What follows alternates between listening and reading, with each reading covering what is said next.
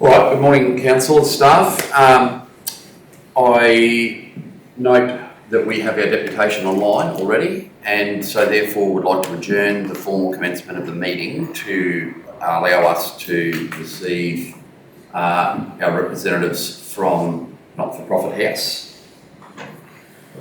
Yes. And I hope you can hear us, Lindell, and please, yep. So, Council, as you may recall, following the LGAQ State Convention that was held in Gladstone late last year, Councillor Rogers had a pretty long conversation, I guess, but a detailed understanding of the work that NFP do, and brought back some literature for us to have an understanding of, and the idea was, let's look at how we can capacity build some of our small, or not so small, just our not-for-profit groups, and they are such an integral part of our community. So the offer was made, or the request made for a deputation today. Before I turn over to the team at NFP, Councillor Rogers, is there anything you'd like to say to introduce the team? Or no, I'd just like to welcome Lindell and Louise both this morning. And I had the opportunity of meeting with Not-for-Profit House and Lindell on our trip to Gladstone last year, and they had some really valuable information and ideas of helping our not-for-profits. And so we worked out that they were quite welcome to come and talk to us, and they were pleased to do that. So here we are today. That's it. So over to you. I'm not sure who's going to take the lead, Lars or Lindell, but over to you guys. Thank you very much. Thank you, Councillor Rogers, for that introduction. And thank you for the opportunity just to tell you who we are, because that's the most important thing we want to do. We want to just explain to you what we do and how we may be able to offer either services in your area or also establish an NFP house out there. So there's lots of different options that we can do. But what we've decided after 30, 40 years of experience working in the not-for-profit sector, we needed to do something a little bit different. And we've been doing things. I've worked for state government, I've worked for federal government, I've done some local government work. And what I've found over those years is that we were repeating the same things, expecting different outcomes as we normally do. So NFP House was established just to be that one-stop shop for not-for-profits. So whether it's they're needing some governance, and that's compliance, because a lot of organisations aren't necessarily compliant, unfortunately, but also they don't know how to comply. So there's those things. There's sustainability, so it's volunteers. How do we become more sustainable, and how do we ensure, because as you said, the importance of not-for-profits in a community is essential, and we call it fabric of our society, because that's where we connect and link, which is really important.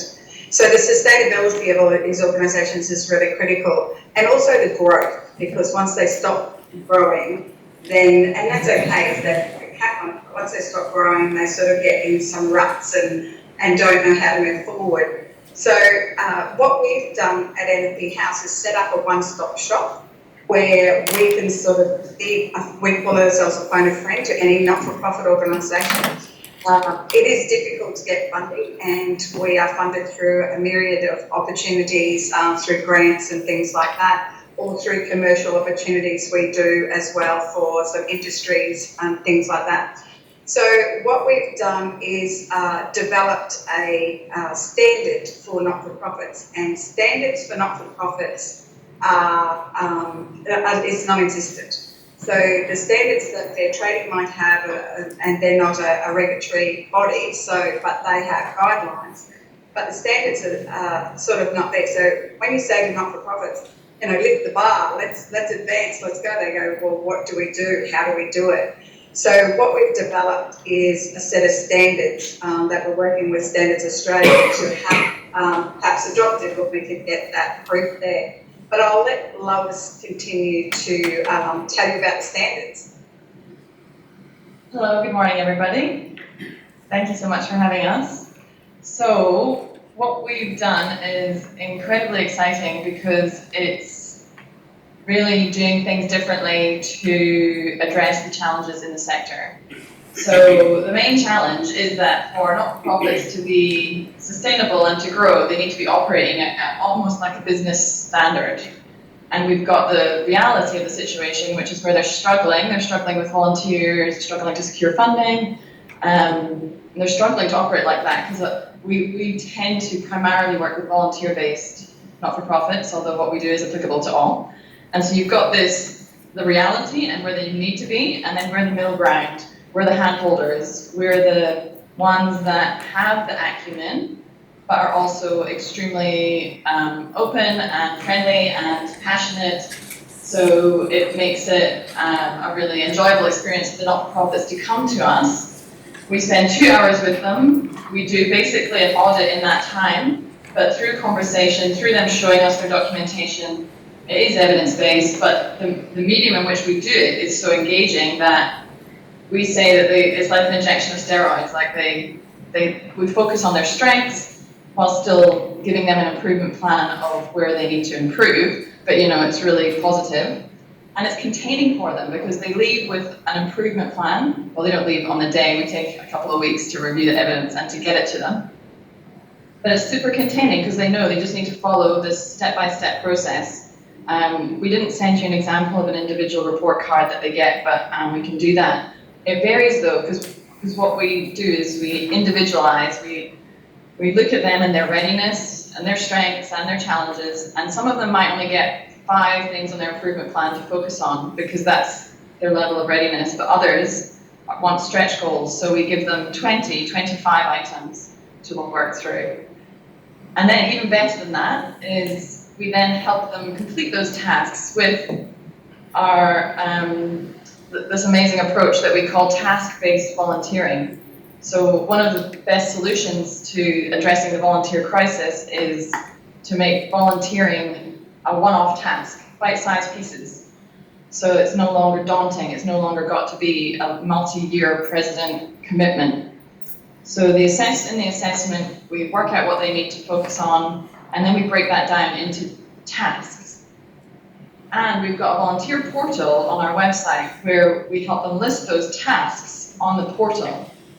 And that way, when it's advertised to the public that are volunteering, or we also have volunteer programs where we are attempting to encourage more of the community to volunteer, we can tell you about those as well. They are picking up one-off tasks, getting a taste for it, not being daunted. And interestingly, the tasks that are needing filled are things that a lot of people wouldn't expect their skills to be needed. So what we're finding is one of our programs is a workplace volunteer program where some employers in Gladstone are supporting their staff to volunteer.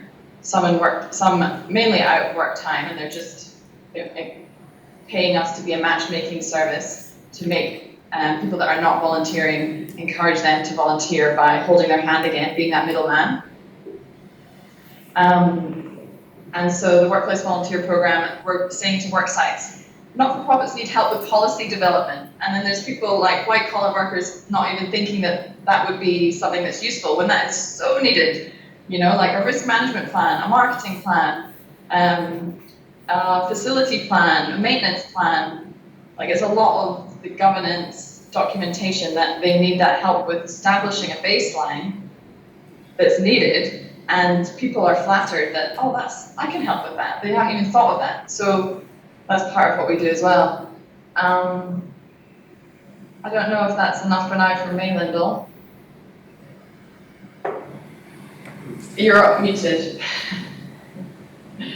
Thank you. Sorry, that's fine, Lois. So what we try to do is work with the organisation what they need best. So a lot of times they will come and see us. And if we can do an assessment with them, which is like just the audit or a health check, then we know where to start. So at the end of the day, we can roll up a report card for you because they get a report card. They get A, B, C, D's and E's. They know where their work is or where their improvement needs to be. But we could roll up for a regional local authority area a whole report card about where the focus or where the needs are within your not-for-profit organisations. And that to me is a huge thing to be able to do that, because often we use the data from Volunteers Australia, we use the data from Something Australia Wide, that doesn't really sit comfortably necessarily with, regional Australia or rural Queensland for sure. So what this is once we've done those assessment plans or health checks, we're able to roll it up into a regional report card to show the local authority exactly what's happening in their region, so that if there is funding available, or there is the drought money, there's the flood money, or there is something federally coming through to say how do we help with our community, you have this report card that can actually show you exactly where the needs are within your community. So it's really resourceful. Also too, we know that it's been useful if there's new industries coming to town, or the mines are closing down, or whatever. Where do we help the community best? So have a full assessment about where you can help them, I think is vital for spending money in the right way. I didn't want to, and I know there's questions, and we're happy to stop talking at times to let the questions come in, because we only have a short time with you. But if there is any questions, we're more than happy to take them. We can keep talking underwater, by the way. But if there are any questions, happy to answer them. Lyndall, you're in a room full of people that enjoy talking, so don't stress about that. And honestly, capacity building and support for community groups is an integral role for any council, but especially here in the Central West, where their support mechanisms are pretty limited, other than what local government and state government financially can do for them. So these sort of conversations, whether it be like we have further on in our agenda to affirm our financial contributions to these groups, or the conversations we're having now with yourself and Lois about capacity building, they are probably as an important item of business, other than perhaps one issue that's not even on our agenda that'll come forward later on in the day. So I will go to questions, but I was just thinking about the region-wide approach that you talked about, and an understanding, if there's some trends where groups may, irrespective of whether they're a bowls club or a charity, may be deficient or need consistent support. We here in the Central West have got very common themes across borders. So the whole Rapid area would have some synergies, and Rapid being the 7 local governments of Western Queensland. Yeah. There'd be some consistent themes that had come out of like an audit, as you explained it earlier on, right across that region. So I'll go to the questions, but I'm just thinking that this presentation would be actually very good in exactly 7 days' time, and we've got all of the Rapid councils here in Barcaldine. And you may have met with or met some of those councils when they were in Gladstone last year. But the problems or the issues that are identified in Aramac are going to be almost identical to the ones that would be identified in Winton and Boulia and Alpha. So yeah, councillors, any questions? Any points that you'd like to ask or? Can I just say to you?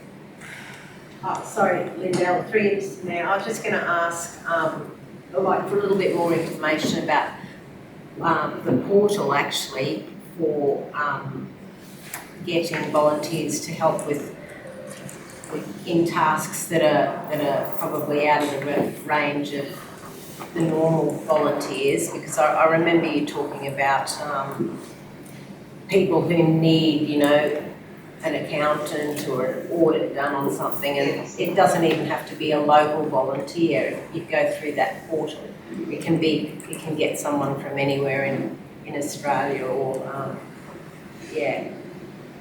that really is, Yeah, absolutely. And that's the benefit of something like this. I'm getting a lot of feedback, so I'm not sure where that's coming from, but so I'm sorry if I just don't quite hear you.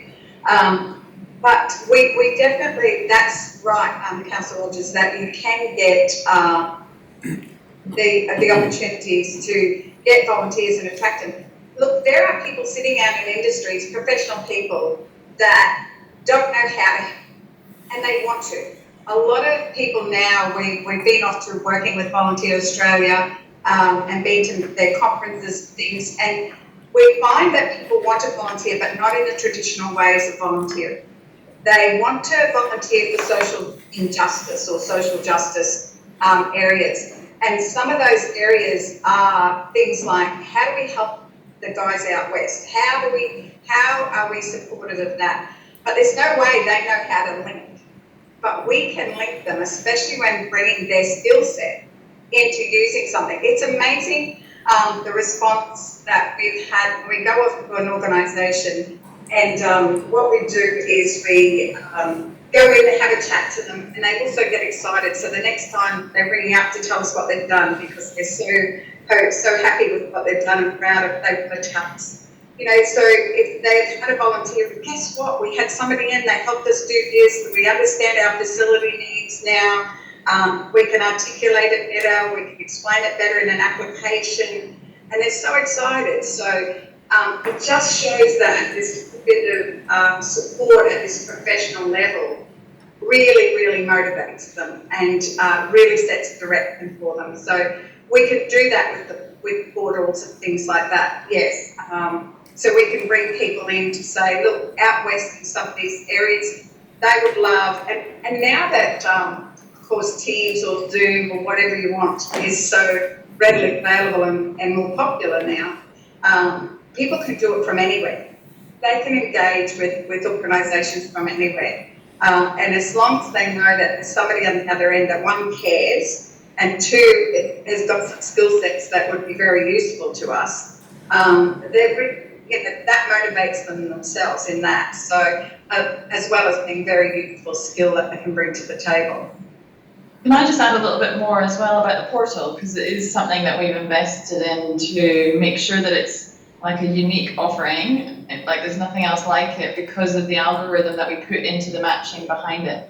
So yeah, we would encourage you to go and have a look at the portal, and if you go through the process yourself of creating a volunteer profile, because you'll see that it asks what areas you're interested in, what's your availability, what kind of things you could do. So you create your profile, and as we've helped the organisations create theirs. And so on the organisational side, there's three options. There's the task-based volunteering, which is what I talked to, where we chunk it down into one-off pieces. But they can still list positions if they want to advertise positions.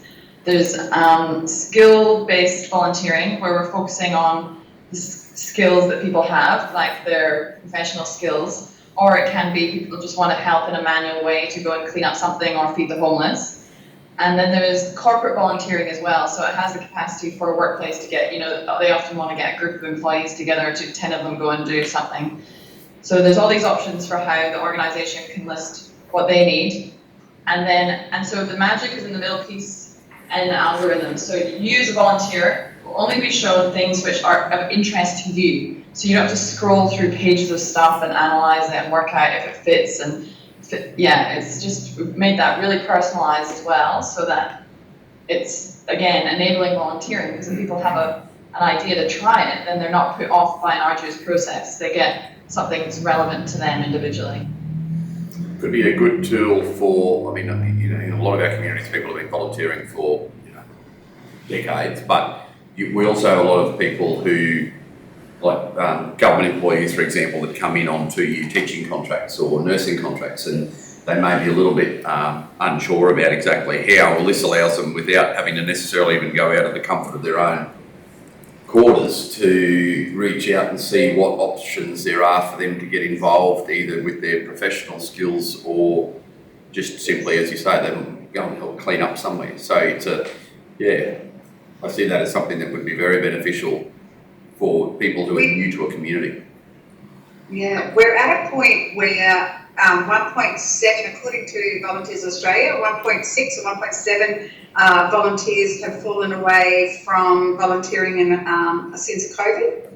So what we've got is the very few passionate people who are working themselves crazy, and sometimes they're their levels of anxiety is up, their stress levels are up, there's other things happening, of course, and all sorts of things on the land are happening. So sometimes this can be just a time that it's more of a burden, and if we can ease that at all by creating, and the thing is, we just can't keep on yelling out for volunteers because it's not working. Volunteers want to volunteer, but in a different way. So if they're volunteering, we've got to create that mechanism for them to be able to, one, know what to volunteer for, and for the organisations to understand how they accept that temporary volunteer in for a time over. So it's a little bit of a change of culture for a number of organisations, and we just have to work through with them of how that works.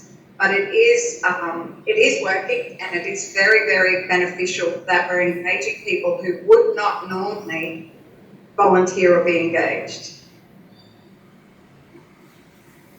Through you, Mr. Mayor, I can see this, Lyndall, as also being, or can it be used in a way, because there's a lot of volunteers who, or when they do fall off, you know, due to stress or generally it's overwork, but people sometimes are a little bit timid to go to meetings or get involved in an organisation because they're worried they're going to be swamped.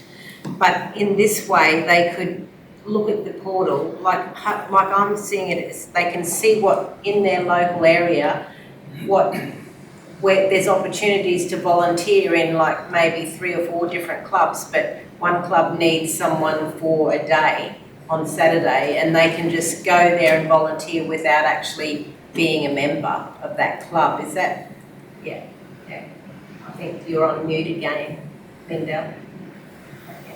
Yes, that's absolutely correct. I'm just nodding and agreeing with you. That's absolutely correct. It just makes life so much easier for the volunteer that wants to volunteer in a different way. And, you know, they're not going to volunteer, especially younger people now too. They're not wanting to get tied down. They want to do short, sharp things. They want to do different things. So this one, Councillor Rogers, as you explained, I've done one, but now, I had a good experience there. I'll go and do it in another organisation, or I'll go and take it to another organisation. And so therefore, they're now trying a whole range of different things. And you know what? Just every so often it will stick. That volunteer will stick with that organisation because they've either connected with them in some sort of way or had a really good experience. So that's what we're hoping at the end of the day. If not, it doesn't matter. But at the end of the day, if they stuck, that would be a wonderful outcome. Councillor Peoples. Mr. Mayor, Lyndall, can we, if a club wants to get in touch with you and you know, have a look to see what they might be able to do and what help they might be able to get, can contact you directly? They can. We have at the moment an application through the Queensland RRR funding round. It won't be out until June, in which case if we were successful with that application, we would have opportunity to be able to fund working with a number of out west organisations. So it's just the funding. We can advise over the phone or do anything like that, but to undertake some support with them on an ongoing basis, there's a funding requirement. Unfortunately, we have staff. We're not all volunteers, unfortunately, but we do have volunteers available as well, so we can link them up if they need to be. But at the same time, yeah, there is that project out that we're waiting for funding. But in the meantime, there may be other funding that's attached as well. When you were talking about looking at contributions to your community and a community funding grant, our challenge is back to funding bodies that if you are going to give a grant out, let's make sure and know that you go through a criteria that's really needed and robust. However, it's not the assessment we would go through, and each assessment is about a product and less travel, and we've got to add travel and if we're coming out, which we'd love to be able to. It's $2,500 to do that whole assessment, take them through the process, educate the management committee, and give them that improvement plan. So if that's the case, we definitely, if we got that funding, we would be able to come out and really help them. If not, of course, they can call us. But there could be, I was just talking about the contribution to community funding, sorry, I just got way late, but community funding. If you were going to give them $10,000 to do something, would it not be capacity building to give them $7,500 and $2,500 to build their capacity with them? So that's my challenge back to anybody. If you are giving recipients money, please make sure that you're doing everything to build, that they use that $7,500 really efficiently and effectively. I know you've got criteria and I understand all of that, but as a club, they need to have a leverage off of that funding. And a lot of times organisations aren't doing leveraging. They get it, they spend it, they're not seeing about how that funding could be contributing to their sustainability, even if it's for a shed or a mower, I don't care what it's for. But we can see and show them how this then can translate into more participation or another funding grant or whatever it might lead on to. But that's building the capacity. So if there's anything I'd leave you with is the consideration that when you fund these bodies to also look at helping to fund their capacity building along with it.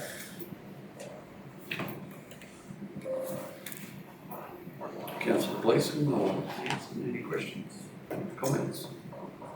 No.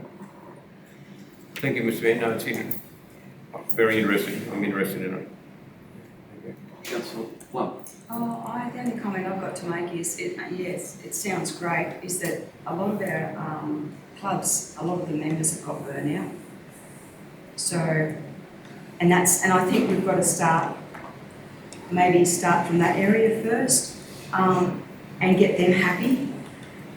Because I think the burnout's made them very, probably a little bit sour. So I think that, that's a big area.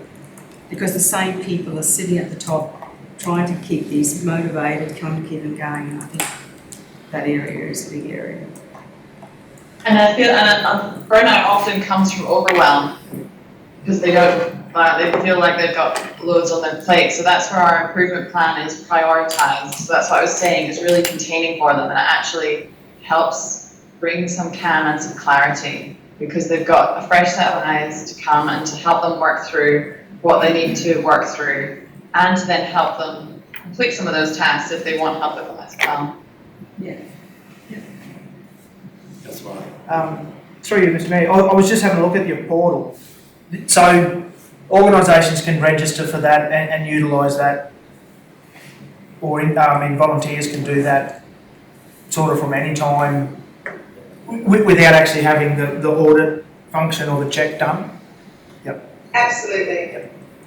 Yeah. The only thing is that from history and from understanding of the sector very, very well, habit is a hard thing to break. So we have had portals in previous, not us, but other organisations and councils have had portals before, where a position for a secretary will sit there for 7 years.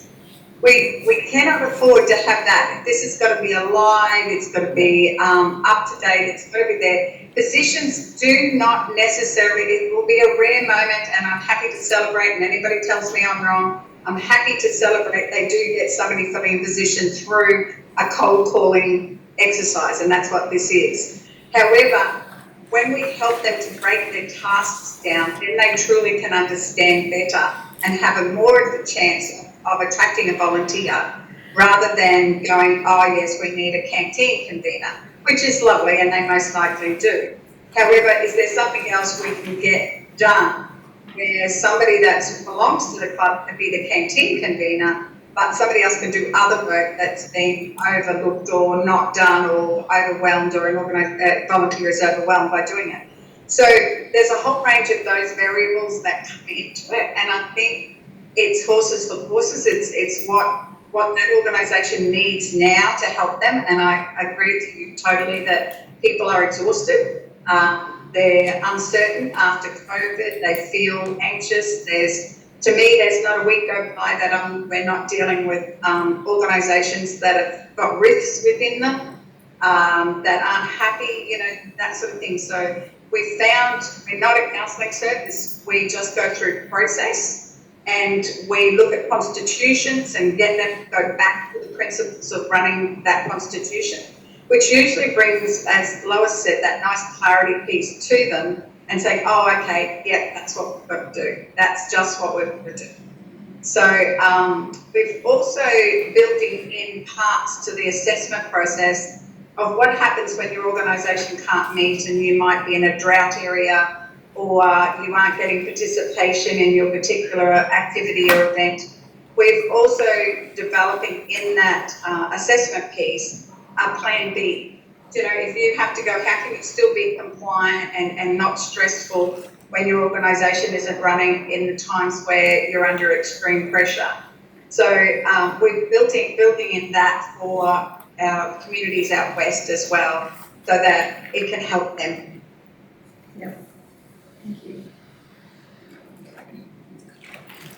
And I guess, through you again, Mr. Mayor. So at this point in time, you're probably just looking for like some advertising of the service sort of throughout the Barkey Regional Council area, or just a bit of promotion? Well, no, not really. We would like to see more services come out of the promotion. Yeah. So we're very, very keen. The project we put out through QRRR is a project for 2 years, Yeah. and it's substantial funding, which means that was to come through, and we're sort of quietly confident that some of it may come through. You can never tell. But if there's an opportunity for councils out there to support those projects and to say, hey, we want these projects out there, we want this funding to come out so we can deliver in a more holistic way, that's fine. Yeah, it's not so much an advertising, get our services, it's more to say, how can we help your organisations or even help you as a local authority build capacity back into your organisation, into your communities. So we're looking for more. The individual organisation won't pay for our services and don't normally pay for our services. So we need to either, and in Gladstone we have the opportunity of getting industry funding, of course, in some areas. We have local authority funding to do some assessments and to roll it up and do a regional report card. We have, do you know what I mean? So it comes in, whether it's federal government or state government funding or whatever. So it's a project, and we would love to be running a project out there in the regions because we know what we do and what we can deliver will really help. What degree of visibility have other levels of government got of the work you do? I'm thinking, especially the state here, who, you know, put out millions and millions and millions, hundreds of millions of dollars in grant funding, and they love seeing community groups build shiny things and purchase lovely pieces of equipment and then forget about maintaining them and all that sort of stuff. And I say that a bit tongue-in-cheek because obviously they need it and it's critical. But the point you made about 10 minutes ago about you know, funding a group to not only buy the new mower but to ensure that they understand you know, their own health check and what do they need that mower, and if they do need that mower, how are they going to fund the ongoing maintenance, and without being too granular. I mean, and I know you said you've got a application in front of the RRR now, but you know, this sort of thing, is the state or any of the various state agencies as interested in this as clearly Councillor Rogers and myself are, and our council? Like, you know, we're looking at this now and we're all thinking very quickly, and I'm sure each of the councillors here have thought of groups that would benefit directly from your assistance. But this is much bigger than just Buckle and just Gladstone and just Banana, and you know, it's a much bigger issue. So what buy-in have other levels of government had to your project? Well, at the moment we're only 4 years old and we have to have the pilot to demonstrate that it works. So that's what we've done. We've approached some state government ministers. Unfortunately, we fit in a hard basket because we look at all not-for-profit whereas the portfolios for state government and for the ministers are specific, whether it's community services or whether it's, welfare type services or whether it's emergency, whatever it might be. Sport, yeah. Yes. So unfortunately, the ministers only want to talk about their bit, and because we're set up to look at that whole not-for-profit sector and capacity within it, it's been very difficult to get buy-in.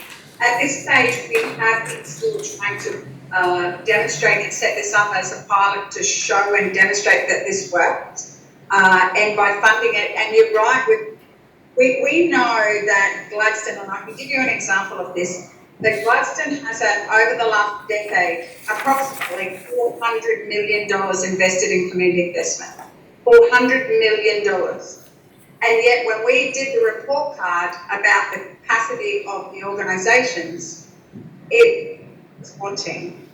So if you can't get $400 million to actually build a not-for-profit sector by just giving money, this is a really good example of how possibly not to do it, and I'm ever so grateful for industry and what they have done.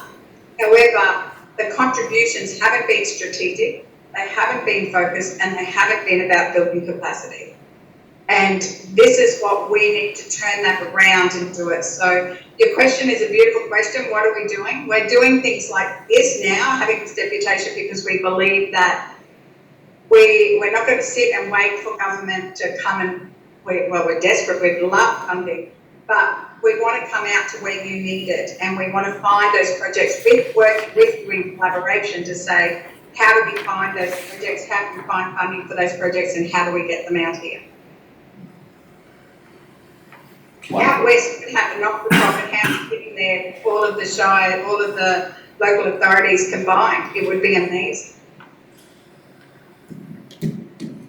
Definitely food for thought, and I guess not only in our conversations with our community groups, but in our ongoing advocacy piece to other levels of government and indeed other industry funders, is to be aware of the work that you're doing, and for them to be visible, make sure that they have you visible in their sites. I guess we, as a council, have a little bit of synergy with the thoughts that you expressed. We negotiated an infrastructure agreement for a development that didn't proceed, but part of that was that they were to assist community groups by way of a trust that didn't just give a hand out, it was a hand up, and we've seen through the Bowen Basin coal mine, and you're on the other side of that obviously, so very closely connected. Big mining companies just build stuff and give it with no sense of ownership from community groups, whether it's a football club, a bowls club, a tennis club. And we were very careful when we potentially had one of these big businesses come into our doorstep to ensure that they worked with and we didn't lose that volunteer ethos, notwithstanding the fact that obviously some of them are getting burnt out and tired and retiring. But I'll be very interested in having a chat to the chair and CEO of Rapid about what we may be able to do there to heighten the region's awareness of your work, and then obviously to build into the work that we do and obviously local government as a sector does in terms of advocacy, some more awareness of what you do. But I'll go around the room one more time for any questions, or if you've got anything, Lois or Lindell, before you close. No, but thank you so much for the opportunity. All right. Thank you. Thank you. Very good. Thank you very much. All the best for the rest of your day. Thank you. Cheers. Thank you. Thank you.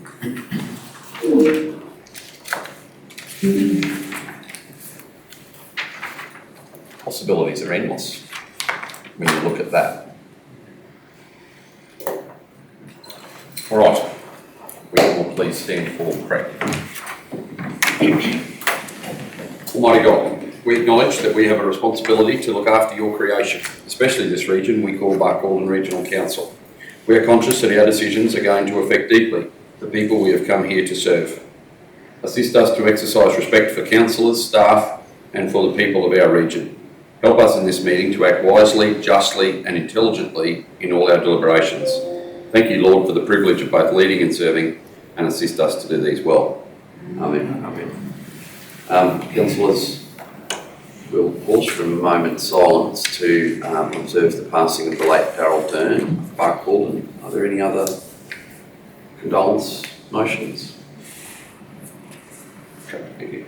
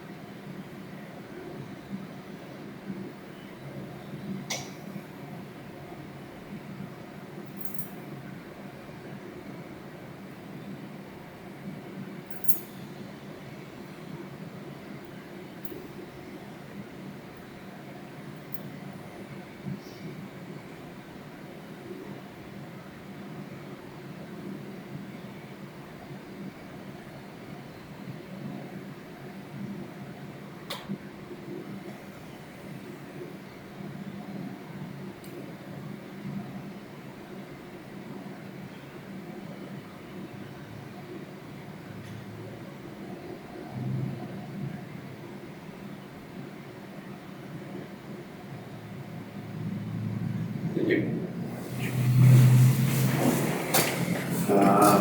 Apologies from the Director of Works, all others present. Take this opportunity to acknowledge the traditional owners of the land upon which we meet and their elders both past, present and emerging. Call the four declarations of prescribed conflicts of interest. Are there any? I'm not going to go around the room. Through you, Mr. Mayor, 3.2.2, I have a conflict of interest. As I through the sponsor of that event. Councillor Rogers declaring a PCOI in agenda item 322 through her involvement with that event previously as a sponsor for her business. Thank you. For your business. Are there any other PCOIs, or does any councillor present believe any other councillor may have overlooked a declaration of a PCOI? Just for the complete transparency, the property referred to in the agenda item 323, Surbiton South, is my neighbour, and I do not live on the road, nor do I use the road as an access that is referred to in that decision request. Are there any declarable conflicts of interest? That's all. Yeah, Mr. Mayor, in 3.2.1, in the request for assistance to the Park and Tree Knowledge Festival, as I'm on the working committee. Are you intending to leave the road? Right. Councillor Hanson, due to his role on the executive committee of the organising committee of the Tree Knowledge Festival, will leave the room for the debate, discussion and decision. Are there any other DCOIs? Through you, Mr. Mayor, I have my previous, the historical one with the sculpture trail, and I'll just forward the reports. 3.6.4, there doesn't look to be a progress or report today. Is that correct? In the Director of Works? Yeah, No, there yeah, isn't. so and also, I think the annual report also mentions the sculpture trail, but being a report, I just would ask permission to stay in the room. Councillors, the standing situation as per previous resolutions to this effect is that Councillor Rogers has your permission to remain in the room for the receival of reports and discussion on issues relating to the sculpture trail. Is there any need to change? Being none, does any councillor present believe any other councillor may have overlooked a declaration of a declarable conflict of interest? Being none, move to the confirmation of minutes. Can I have somebody move that we receive the minutes of the general meeting held 23 January? Councillor Gleeson, seconded Councillor Plum. Those in favour, 7-0. Are there any errors, alterations or omissions to those minutes? There being none, can I have somebody move that the minutes of the 23 January general meeting be confirmed? Councillor Rogers, seconded Councillor Hanson. Those in favour, 7-0. Do any councillors or officers present have a petition in the correct form? Being none, we're one meeting away from 4 years as a council without a petition. That's not a bad go. I shouldn't jinx it, They should I? shouldn't have said that. Oh, well, 1 out of 48 aren't bad, I suppose. Okay. Councillor Hanson.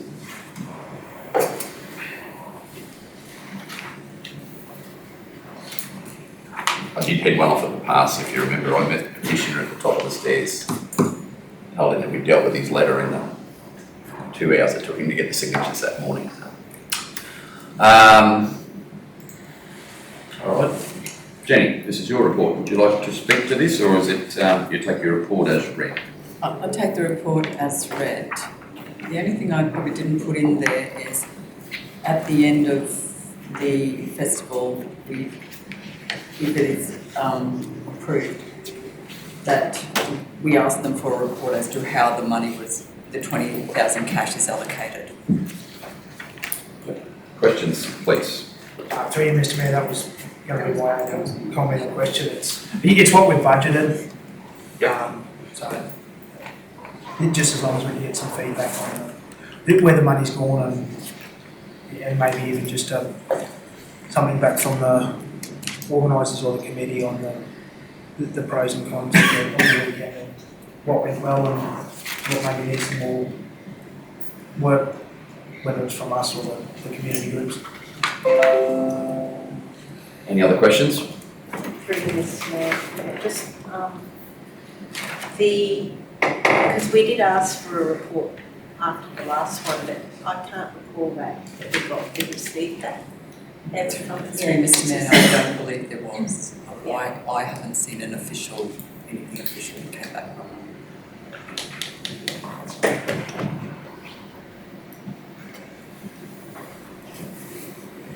Seven members, I don't recall actually. Break up. Pretty sure I know how the money was spent, but I don't know that we formally got that in a report or as in even a letter from them, but I'll stand corrected on that. Yeah, I don't understand. Everyone's shaking their head, so I'm assuming that that's probably a no. And that's fine. We just heard about volunteer burnout, but we can be aware of it for this year and they may even We'll just set up an approval form, so it goes with this. something simple. And maybe a gentle reminder for last year's as well as, yeah, keeping in mind one for this year or one for this event. Yeah. Any further comments before we move to resolution? Do I have a mover for the officer's recommendation? Councillor Peoples, second Councillor Gleeson. Debate? There being none, those in favour? 6-0. Councillor Hanson may rejoin.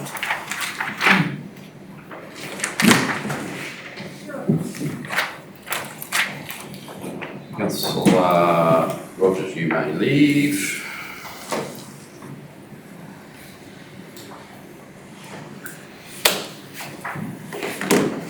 Paula, comments before we proceed? No, I'll just take it as received.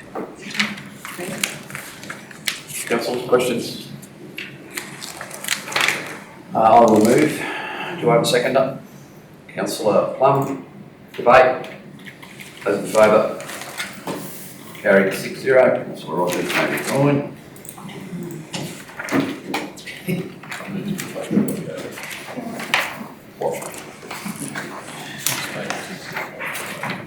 It's got me dealing with the t-shirt next month.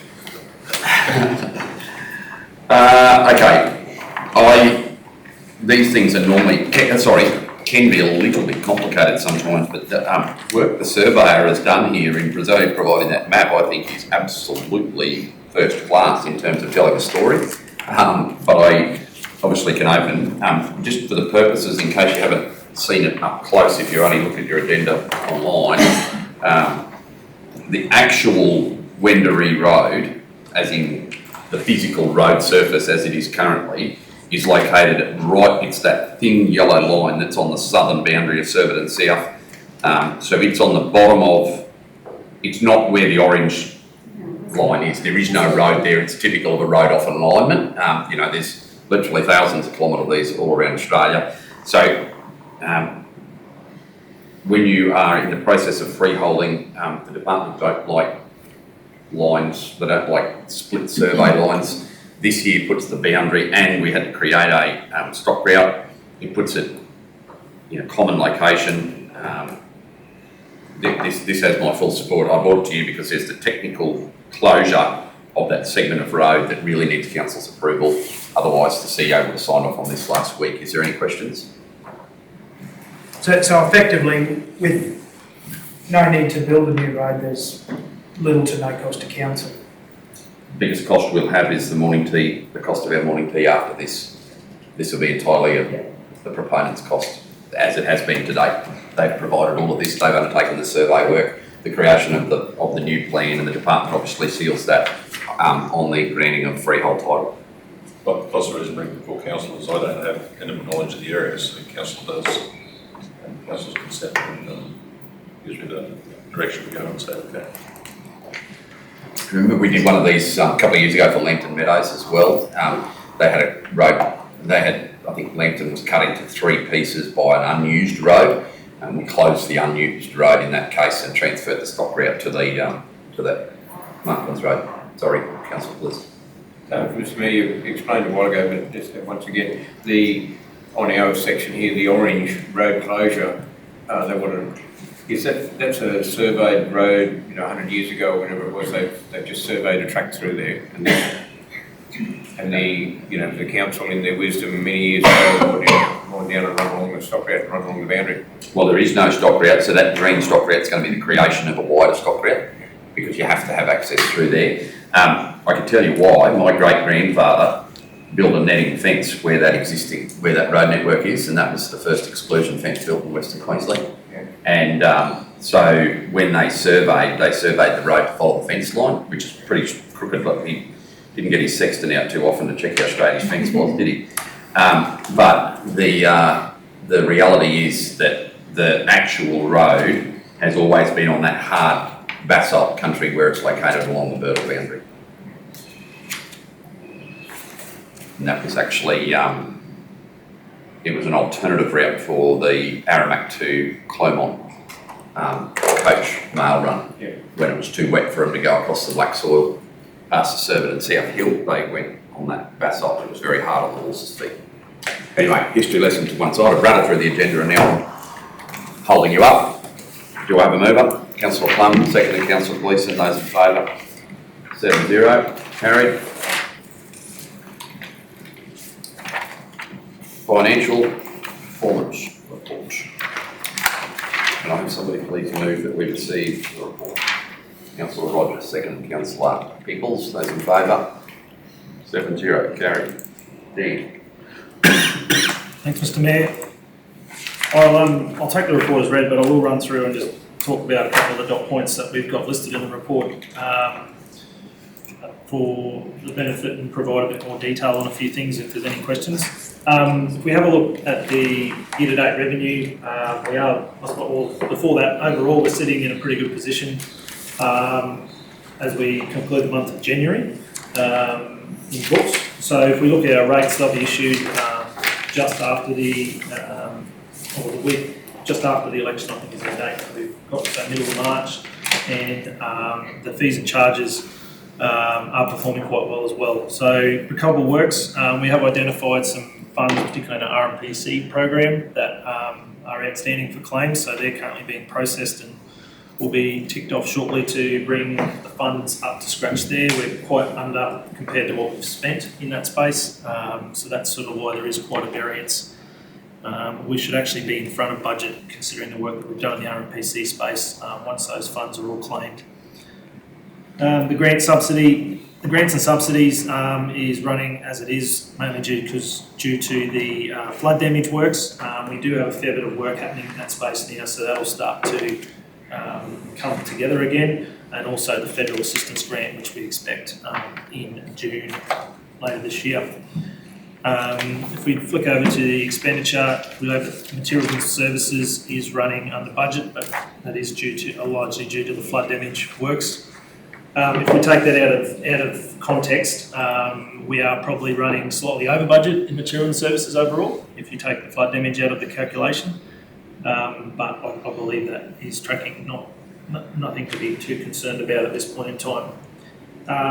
All our maintenance programs are going okay, and part of the reason material and services is looking the way it is, slightly over budget, is, as you can see in the rural roads, is the program's largely, I won't say complete, but they're largely spent, the budget to date, and as a result now they're doing a lot of work on flood damage work. So that should level out that's hardly had any expenditure since in the new year, so that will level out now that we're doing flood damage.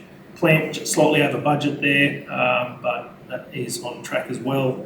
In parks and gardens, given the time of year, we do have a bit of additional focus in that space as well. We have a look at our cash position for the month ending January. There's only a slight variance from the previous month, but we are tracking pretty good in that space as well. With cash, the cash expense cover ratio is still meeting its target ratio of over 4 months, which is really good. We're at 6 at the moment. So given where we are in the year, that's pretty good. Largely that is due to the 30% prepayment from the flood damage programs. So as we start to eat that up, that number will come back to around that 4-month mark. We do have the alternative way of looking at our cash situation is the surplus cash. We are sitting at about 7 months with that at this stage as well. Thank you, Mr. Mayor. Yeah, the receivables were kind to us through January in terms of maintaining our cash. You know, we in an historically bad month for revenue because of the levels of receivables, which obviously shortened up by about 3 million. It allowed us to maintain an almost static December-January balance, which is not normal for this local government. Normally we see a significant dip in revenue, or cash I should say, but revenue generally. However, the attention to the receivables actually being paid, given that we were sitting at about 6.5 million for the 3 months. I know there's only 2 listed there, but the 3 months prior to that, we saw pretty substantial receivables.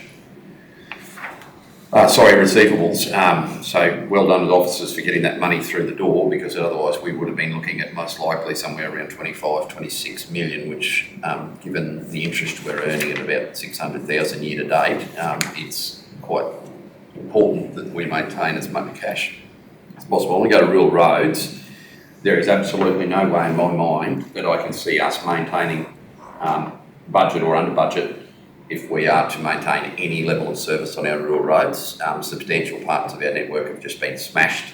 Doesn't matter that we might have graded them twice already this year, we're going to have to grade them a third time.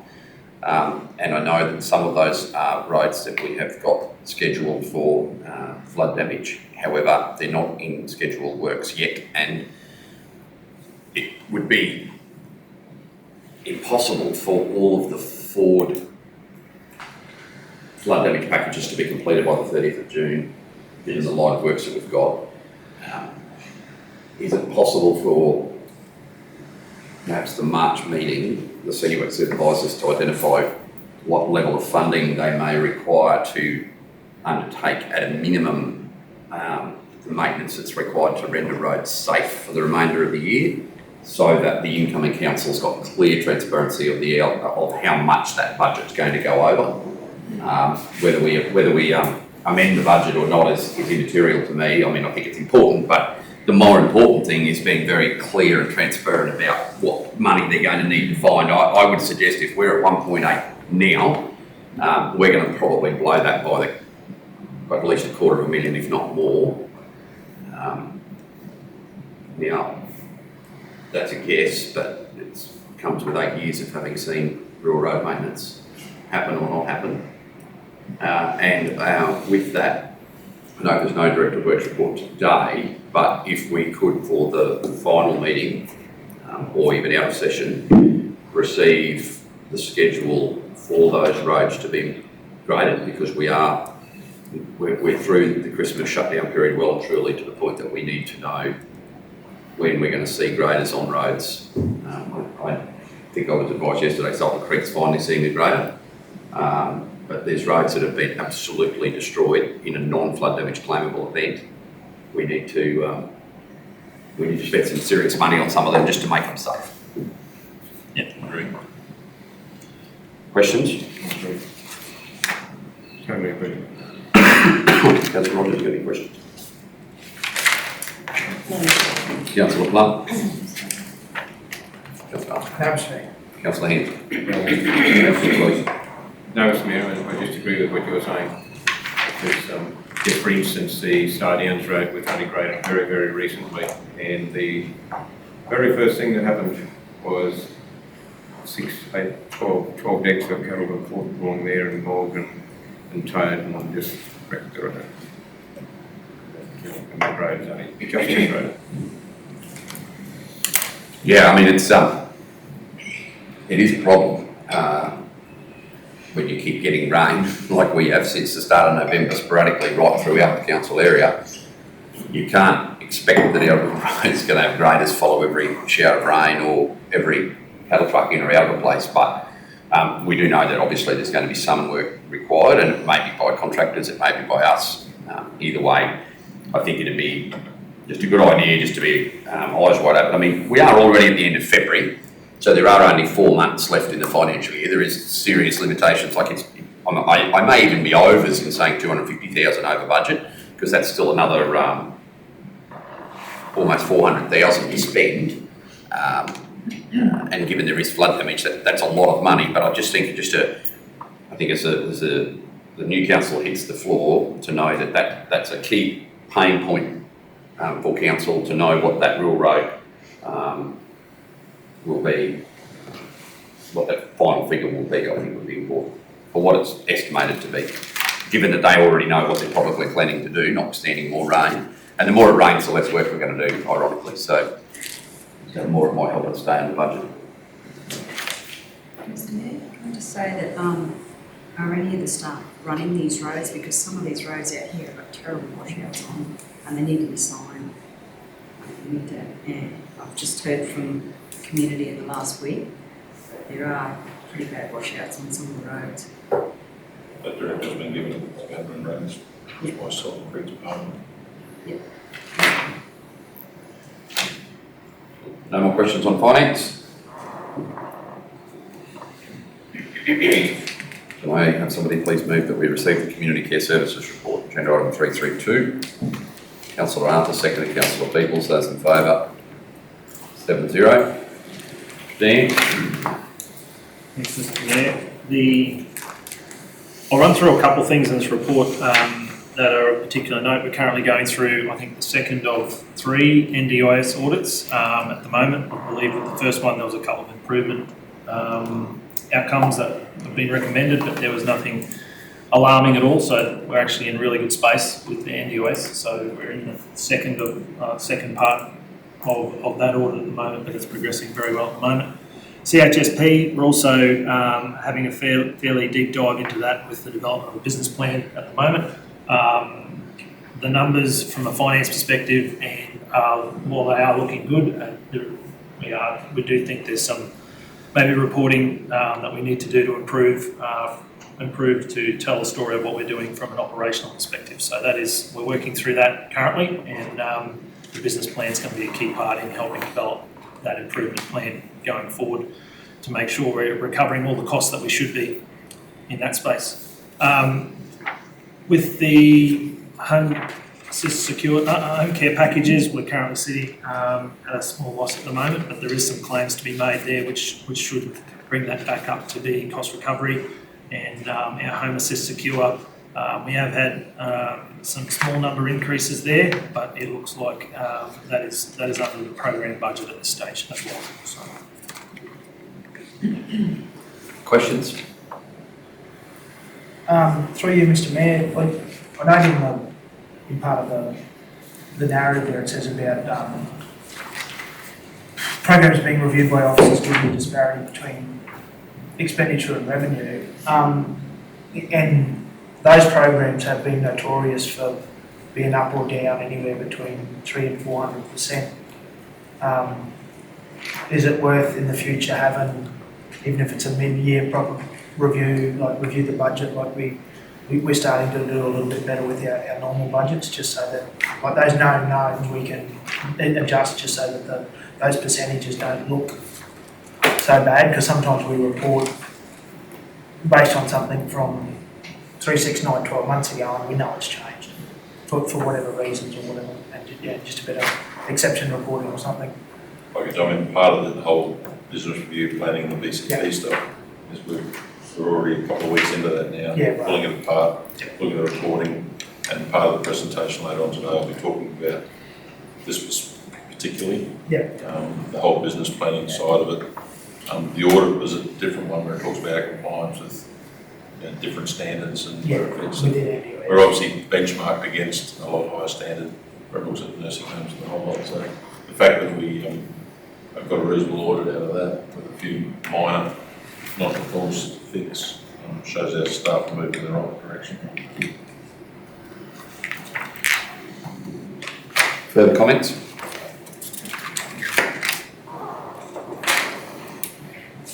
The annual report. Dan? Thanks, Mr. Mayor. I'll preface by where we're expecting to be able to give you a copy of the annual report nearly with the agenda, maybe a day or two later, but it's only come in last night, so I do take advice if council wants to defer it to next meeting, given that we will still be able to meet our 30-day time frame from when the financials were lodged. So I can go through the annual report today and leave it up to what the council want to do. Dan, can you just confirm for me when councillors would have received the audited financial statement component? The audited financials were lodged on the 15th of February. That's right, and we got a copy of them I believe I gave a copy that afternoon. Yeah, I thought so. So other than that, the only thing that's new here is the first 30 pages. yeah, Which is the graphics and the graphs. conformance with our operational plan, that sort of stuff. So even I'm in council's hands, but my preferred position was that we move to adopt today, and I'm happy to defer it to a later agenda item if need be. But the integral component of this, from my way of thinking, is the annual financial statements, which councillors have now had for longer than they've had their agenda. But I guess I can ask for questions on that bit for a start. Does anyone have any comments on the audited annual financial statements or the audit report itself? We'll go to the chair of the audit committee on that. Councillor Plum, is there anything you or your committee would like to draw to council's attention? I know we've got the minutes later in the agenda, but this formed the main order of business for your most recent audit committee meeting, was the adoption of these. Mr. Mayor, it was to do just with the financial statement sign off, which it was we had a meeting on Thursday, and I think they received late Friday, wasn't it? Sorry. Yeah. So that was all good. The sign from the audit. Yeah. Yeah, we got that late Friday. Yeah. No. So, but I think everything else is in order, and I think the efficiencies in that were all explained. So I don't have a problem with it. Councillor Rogers, there was something committee that you've got to draw to her attention. I was just going to ask Mr. Mayor, do we generally have the audit report in our agenda? I just thought that we generally had it published. We would have done if we had the report. It normally comes as part of the whole annual report. Like that, normally that whole thing would have been in our agenda. Yeah, which like allows everyone to see what the deficiencies and the is. Which is in here. Okay. I No, didn't see it in here, so I haven't had a lot of time to read it, so. through the chair. So the two reports in here are the independent auditor's report around the financials particularly, and then also the independent auditor's report on the current year financial sustainability statement. What we usually put in the agenda is the closing report from the auditors, which does contain those deficiencies. Given that was only received Friday, it wasn't time to get that into the agenda, so the plan is to present that to the March meeting. Sorry, that's what I was talking about. You meant, sorry, Councillor Rogers, but you meant the actual closing report. Yeah. Through Mr. Mayor, there was a couple of little like, just when I was reading through, because we haven't had a lot of time to read through this, but the recognition of the grant funding, is that meant to be, the NDIS services, is that meant to be blank? That, there's no figure in there? Okay. It wasn't a grant.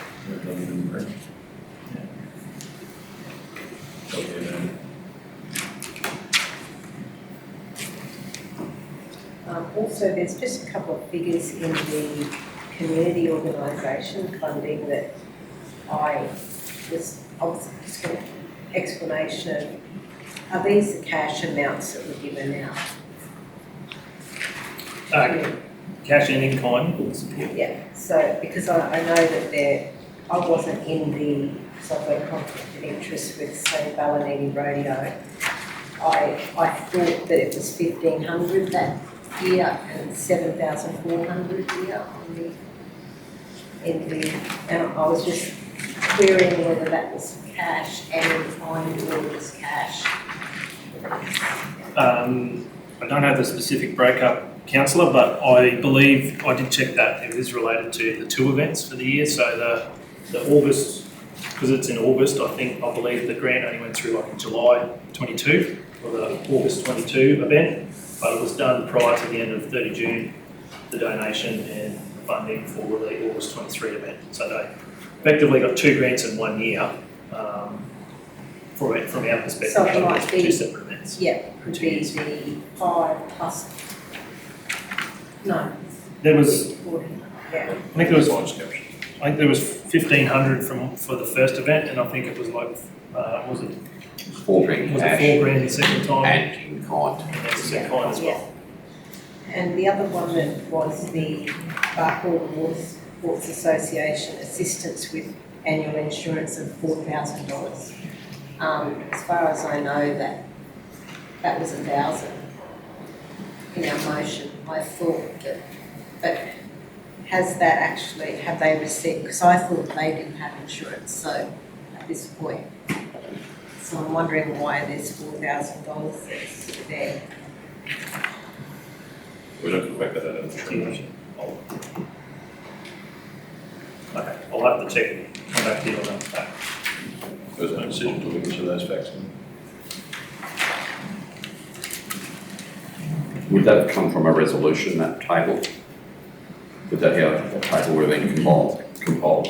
There's a spreadsheet that we use to keep a list of the list, and Okay. Yeah, just check up on all of that. the auditors wouldn't check that detail. We could have gone down to the level of individual events. But yeah, it's clearly in kind because there's 30,000 there for the trade knowledge, so that's 20 plus 10.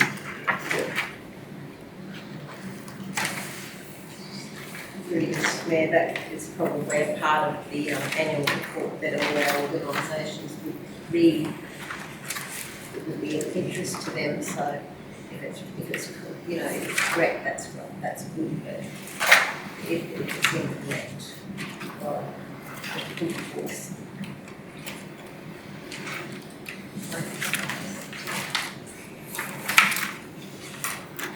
The other thing I was going to ask Mr. Bear, about achieving our goals, so the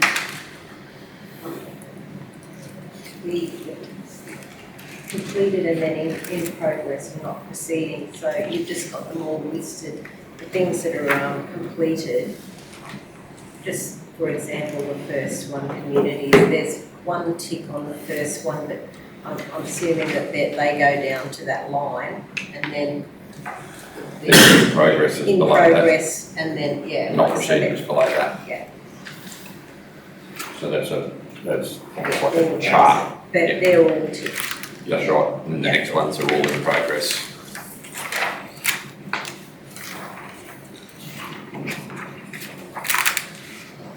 If you believe that's a big thing, we can change that before we put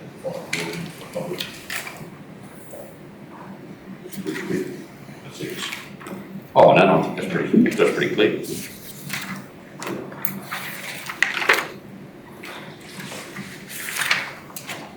In a report, we've tried to put events from around that region, so we've got a broad section of community events.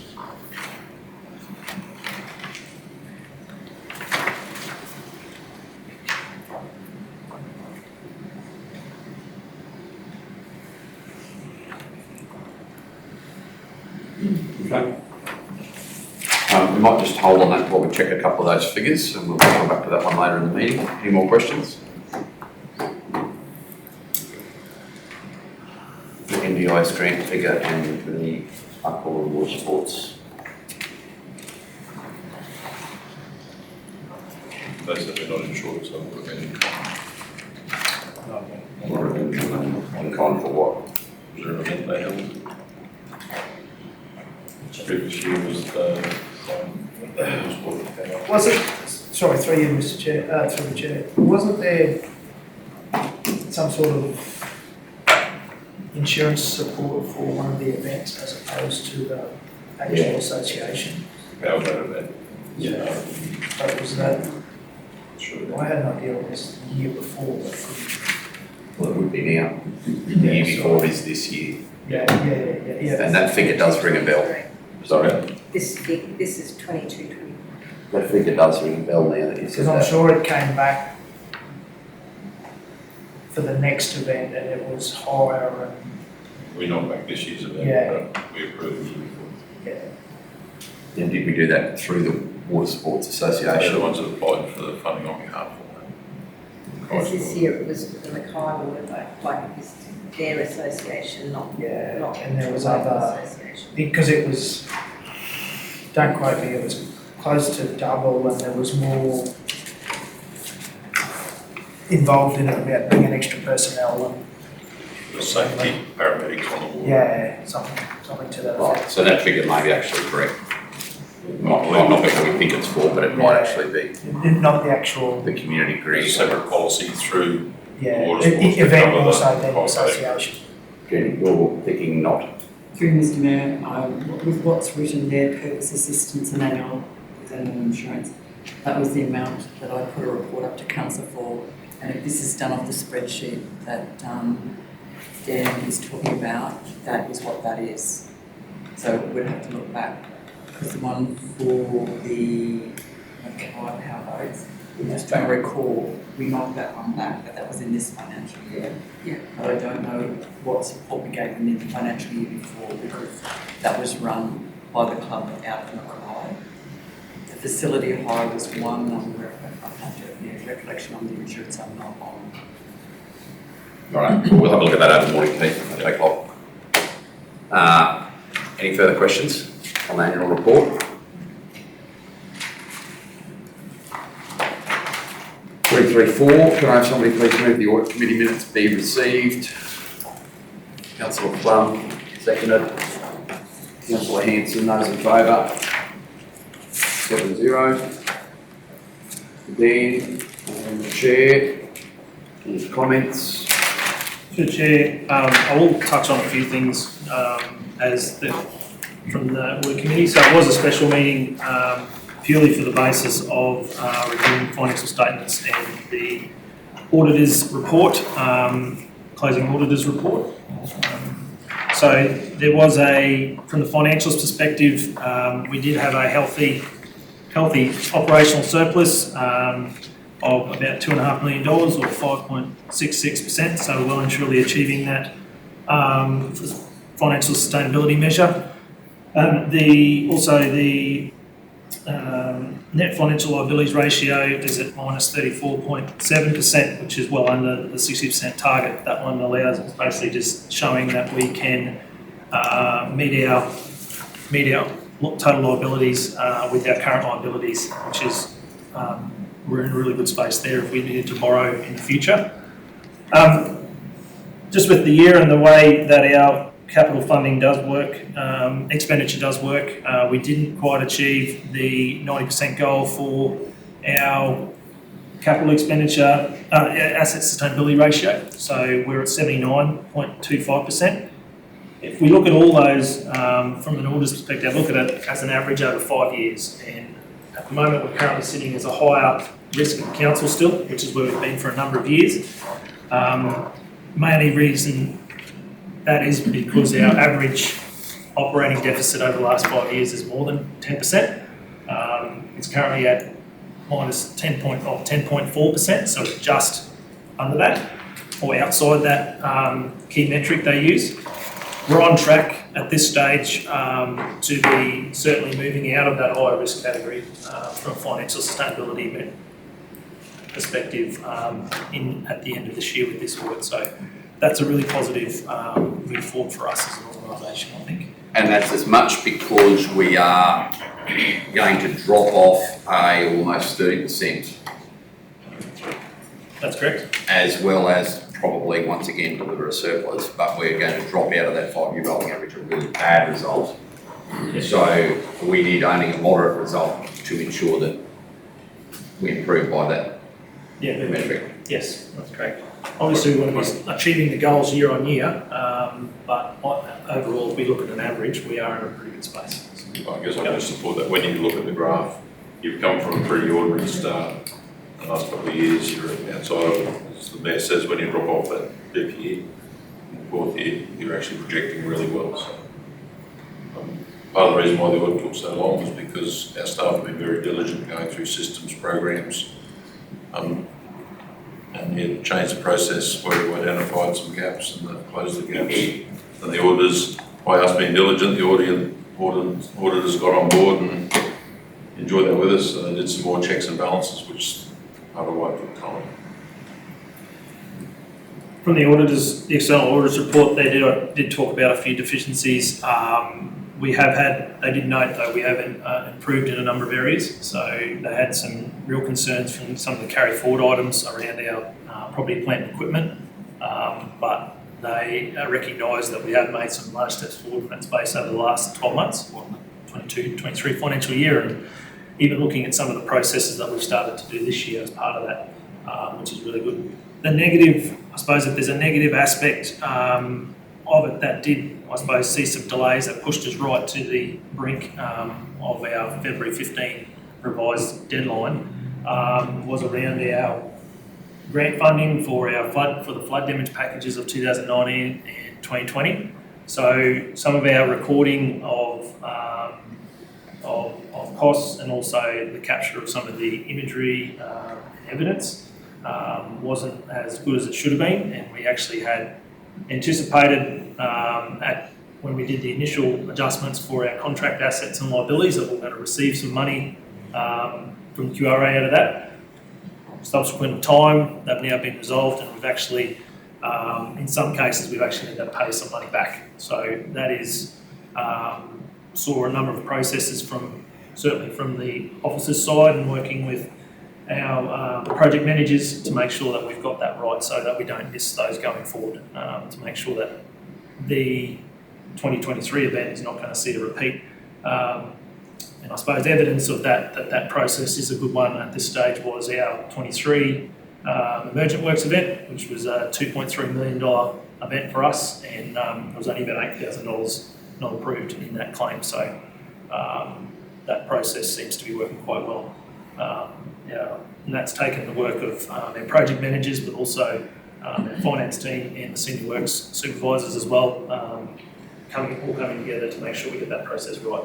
So while it is disappointing that we've missed out on that funding, which means we spend our own funds effectively on getting those roads up to scratch from the previous events, we've got a lot better space to make sure this event is going to ensure that we can maximise the funding for the work that we're doing.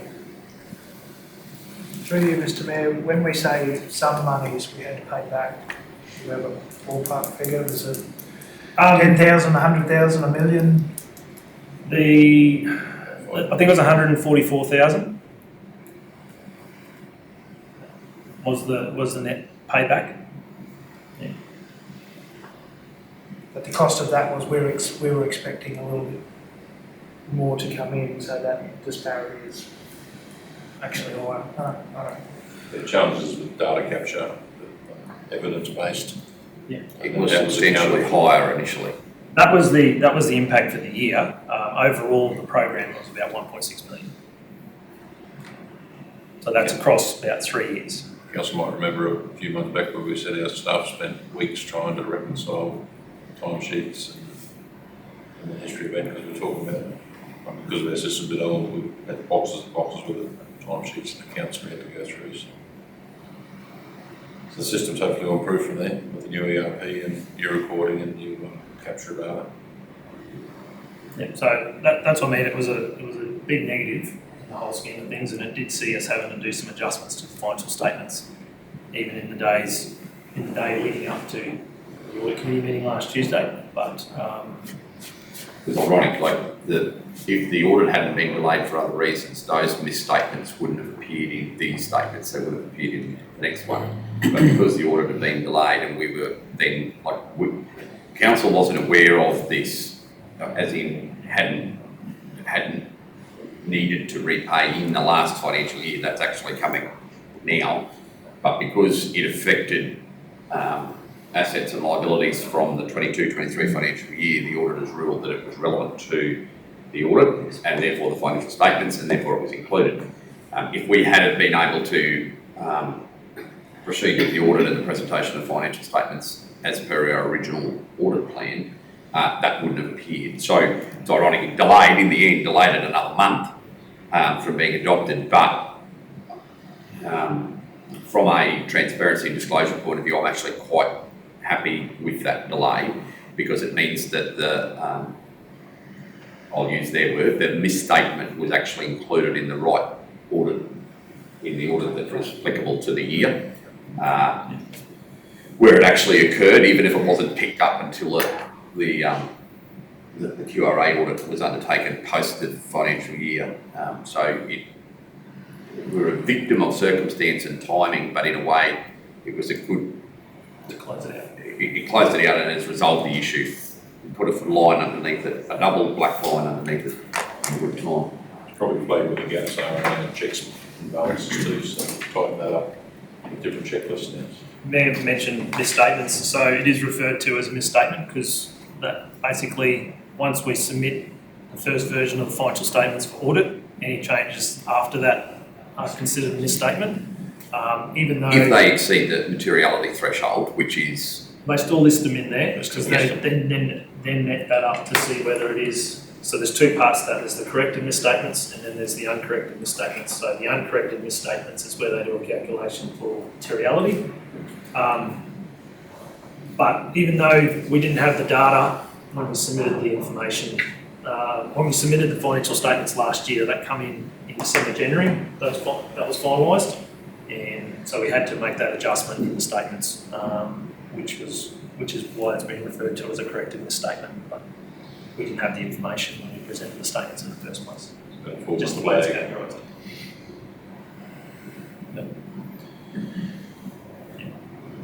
I suppose the only other thing I'll touch on is that we are going to have another audit committee meeting on the 14th of March to kick off the process. So I know it is just before, just with the timing of things, it just gets us, we've got to have the audit plan for next year's audit signed off by the audit committee and council by the 1st of April. So just to get that in and sorted and get us off on the right foot. We're having another audit committee meeting on the 14th of March. That'll be a key item, but there'll also be some other items to close out, the internal audit and the audit plans and whatnot as well. So.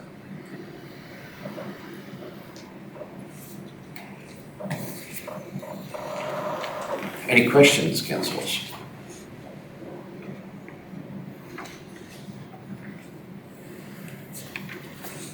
In terms of the repayment, is that applied as in we physically do an EFT for that figure, or is that applied against future claims? QRA like almost hold that in credit. Applied against future claims again. So there was not a reduction in cash by 144,000, but it is obviously going to be a reduction against future claims. I'm not hiding from the fact that it's a loss, but we're not actually. Yeah. Right.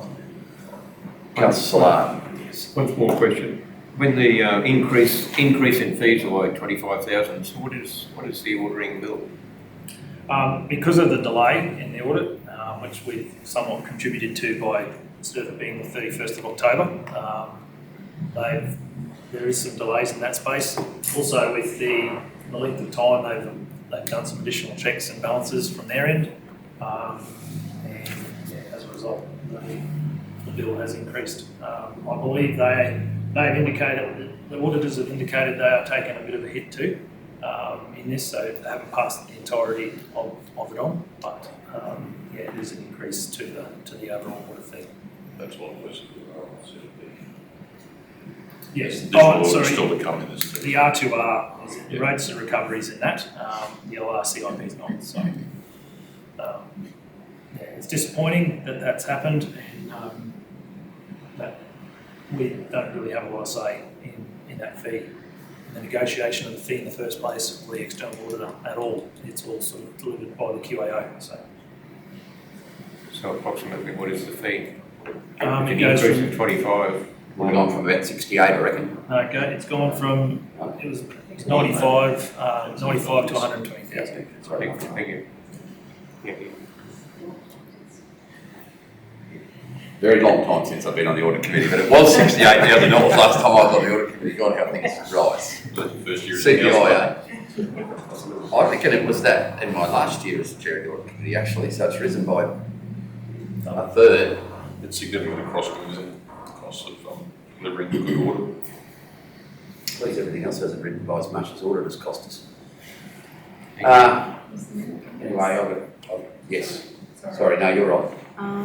I would just like to say on behalf of the chair to thank all the staff that have gone ahead and done a lot of work. There was a lot of work to come up with what report Dan's done, and I just think that we should commend them on it, on the work that they've gone through to do it.